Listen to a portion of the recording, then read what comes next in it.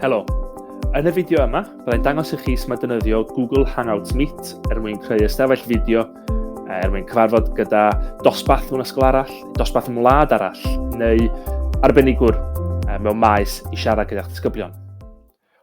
Dwi wedi mynd i wefan meet.google.com. Dwi'n gallu gwneud hyn cymellad bod cyfrif G Suite for Education gen i wneud drwy hwb neu fod yr ysgol gyda un ei hunan. Os dwi'n clicio Join or Start Meeting i ddechrau ystafell newydd, rwy'n enw iddo fo, dwi'n ei alw hwn yn test am funud, ond fel arfer dwi eisiau enw sy'n esbonio be mae'ch sgwrs chi'n mynd i fod amdano. Os clicio Continue, mae'n creu'r ystafell i fi. Os mae dyma'r tro cyntaf i ddefnyddio Hangouts Meet, yn y dop chwith fan hyn sy'n gofyn i fi roed caniatâd i ddefnyddio'r camera a'r meicroffon. Pan dwi'n barod, dwi'n clicio Join Now i fynd mewn i'r ystafell. Nawr yn amlwg dim ond fi sydd yma ar y funud. Mae'r bocs mae'n rhoi bach fanylion a rhannu, ond byddwch hwnnw'n rwan. Y ddarn pwysig ar y bocs yma ydy'r Add People.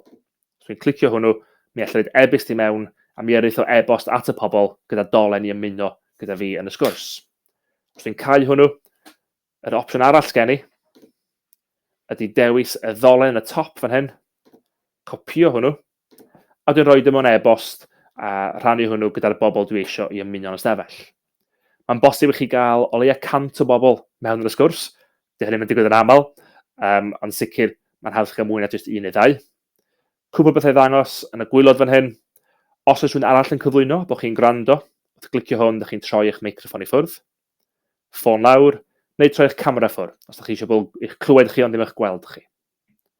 Dyna'r un pwysig arall di Present Now fan hyn. Os chi'n clicio hwnnw, clicio'r holl sgrin, am roed opsiwn i chi i gadarnhau bod chi angen rhannu eich sgrin chi. Dwi ddim am wneud ar y funud, ond os dwi'n gwneud hynny, os y pobl wedyn yn gallu gweld beth bynnag dwi'n weld ar fy sgrin i.